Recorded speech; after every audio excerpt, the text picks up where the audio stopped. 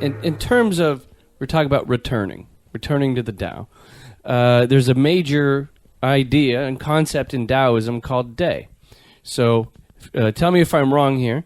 The character for day, as I was reading, it means upright heart or virtue, and also combined with left foot, which is stepping out. So it's finding that virtue that one discovers on the Tao, on the road, taking that virtue and then putting it in action. So it's actually not just living a life that's, you're returning to yourself, you're finding your Tao, but also how to put that into the world around us and how to interact with people, interact with the environment. So it's kind of I feel, and correct me if I'm wrong, the external practice of the Tao. I think day, often is translated, like you said, as virtue or shape or power. It's how do things take form or take shape. It's kind of the motive energy for this act of creation, for putting something out there, if you will. Oh, it's funny. My therapist once said, we were talking, I was trying to, make certain changes in my life.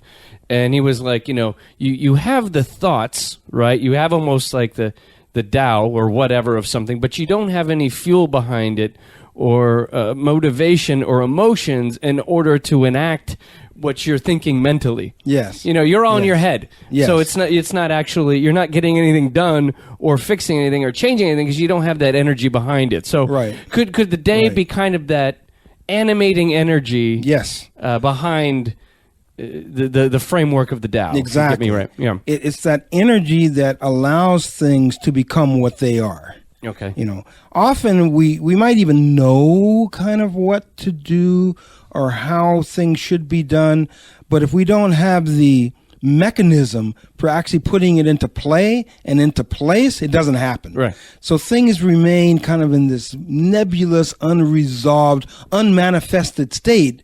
And so it's almost like the motivation, the creative force, the creative energy to put it out there in the world. Right. It's what takes it from the inside and puts it to the outside. And when the outside and the inside connect and are in harmony, in balance, life is good. Right, yeah. Life is good. Yeah. That's when you've kicked into the next gear, right? So you have this returning feeling of the Tao where you say to yourself, I want to, I don't know, become a cook or use, you know what I'm saying? And then the day is that thing that puts it into practice, right? It's the correctly and with right mind and right order going out to execute this meal you're going to create. Yes. And the activity of internally picturing, the way that we live as human beings, the way that we live in a sea of images too. In order to do something, you have to see it as possible. Yeah. You have to have some image of it, some picture of whatever it is in your mind. But if it just stays a picture in your mind, it'll never happen. Right. So something has to take that picture in your mind, put it out there in your environment, and then I think this is the key. When you've taken what's inside of you, put it out there as an absolutely attainable reality, and then allow that attainable reality, which at some level has already happened in a universe of infinite possibility. It's actually already happened. Right. And so when we take this picture from the inside and actually find it outside and then allow that to just draw us into it, that is the day. That is how we actually create it. It's this law of attraction, if you will, this law of manifestation, and that's exactly how it works. But then another thing is that you have to actually see it, think it as if it has already happened. That's the key. It's already happened. And then how would you feel if it's already happened? Well, I'd be excited. I'd be so happy, right? You got to feel that. And then how would your body feel? Well, my body would feel like really loose and strong and really intact. And when you put that mental and that emotional and that physical all together at the same time and place as you are envisioning this reality as if it's already happened. Bam! It manifests. Right. That's the day. Boom! It just happens. Okay. That's it. So for the people listening at home, they're kind of figuring out their way, their Tao, and then to put it into action in your mind, and obviously it's not just wishful thinking, it's actual action. But when you have in your mind your desired outcome, and you begin to feel like it's already happened, it's going to be easier for you to go out and achieve those things because you have that confidence, you have that. In the relay of life, you've got the baton, and you've got that goal right. to hit, and it's fully visualized. Right. And like I said, on the 3 levels, it has to be mental, emotional, and physical. Okay. All 3, and no doubt, it has to be like no doubt that it's actually real. Yeah. Because it actually is real somewhere out there. It just hasn't been manifested real in your life experience yet. Right. And it never will unless you take that step. Right. That step. That leap of faith. Right. Yeah. But you're not just jumping into something where you literally have no concept. You've taken the inside, externalized it, and then used the external picture to pull you into its existence. Yeah. And that is the process of manifestation. One more thing, a lot of people try to do what I just said in their mind. They just try to use the mental way of creating it.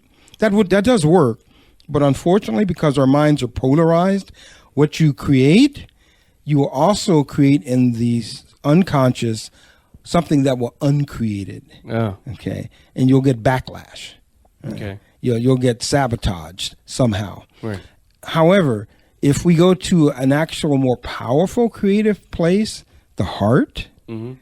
Where in Chinese they say the Shen, the spirit, lives in the heart. Well, is that like in the character for the day was it upright heart or virtue? Yeah, yes. See, it goes back to the heart. Yeah, right. Because the heart, unlike the brain, is non-polarized. It's a place of unity consciousness. It's pure, and actually that's even Christian, isn't it? Yeah. And the pure of heart shall see God, right? And, right. And the Beatitudes, all that, right? Right. Yeah. See, so if we go to this pure place in the heart and create it from there, and it's actually the electromagnetic field that emanates from the heart is many times more powerful than the one that actually comes off the brain. Okay. Actually, so this is the place to actually do the creation. And so if we get in touch with our heart's desire and then let this process of manifestation emerge from there, it'll happen. Okay. Without creating the conditions to sabotage and uncreate it at the same time. The polarized brain can't help itself. We got right brain, left brain, forebrain, back brain, the high brain, low brain. It's split. It's separate, and therefore we wind up splitting things into many, many different dimensions of experience, and that leads to separation. Yeah, and separation is, in many respects, the problem. So, I've been recently trying to kind of start my own, because I work as a writer, kind of during my normal, when I'm not out cultivating the Tao, I'm writing at a desk. And I've been looking towards starting my own kind of in-home writing business where I have a bunch of different clients that I write for different things. And I'm unlocking myself from the cage of having to be, serve one master or whatever, even though the people I work for are quite wonderful, but to kind of do my own thing. I'm ready for that in life. And so I've had this thing I've been working on, and I have moments where I think like you've achieved it. Think about what that's going to feel like. And I have had these moments where I was about just ready to kind of step in, but then I feel like something's pulling me back. There's that weird thing where my heart has been consistent in my desire. My mind sometimes is no, you know what? Play it safe. Right. Don't go out there. Don't do it. And then later, it's inconsistent. But my heart, I feel in it, has been consistent the whole way. So there's a, 35% of the time, the heart and mind have not been aligned. Right. So it's a point of kind of keeping those things, or just telling the mind, shut up. Heart, do the work.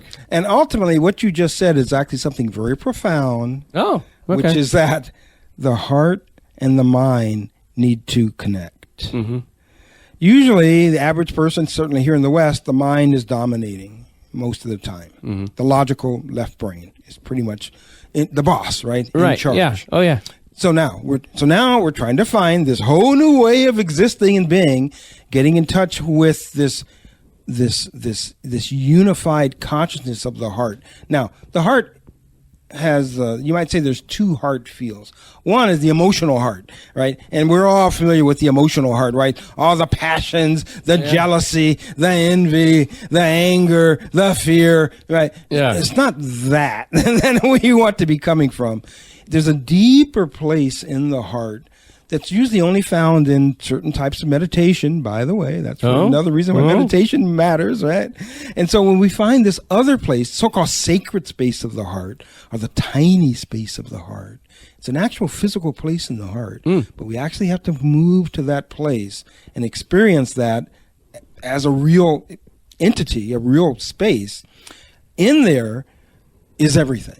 Okay. It's like the entire universe is in there. It's where the Tao resides in every human being. Mm-hmm. And that's where we can approach our highest nature and the highest component of all that connects all of us. Mm-hmm. Because we're all in the same boat. Right. We're all in the same universe. All emanating from the same field. Right? Exactly. And so if we can find that place, and it's not that difficult, you just have to know where it is and how to get there. And then turn our attention up to the brain, really to the pineal gland, if you will, and feel that connection between the heart and the brain. Now they become a single unity, a single unified field, so that the heart and the brain actually are perceiving the same way, maybe for the first time in your life. Wow. And when you can do that, you're home free. That's it. Wonderful. I think that's a good place to stop with Day. That was very good. I like when we can talk about these things in a non-abstract. I mean, it's abstract in a way, but actual. Here are tangible things to do. Yes. It's not just wind. It's not just words about that aren't connected to your personal experience and your personal practice. See, everything needs to support everything else. Right. If we're going to use words, then that we have to, unless we're telepathic, right, we're going to have to use words right now. Right. Understanding that the word is not the thing that we're really trying to convey. Yeah. It's pointing, right? It's pointing in that direction, but then we each have to find how that resonates in our own experience. Right. And every individual, that's your birthright, is to do that. And our job as as Taoist practitioners is to point that out. That you have the capacity to do that. And here's some tools that might help you. Right. But we can't help you. We can't walk the journey for you, but we can point to the fact that you have a journey and there's a path, and we will support you when you walk there. You're not alone. Yeah, right. You're not alone. You'll never walk alone. You'll never walk alone. We're all in this together, and we know that. Yeah. We know that.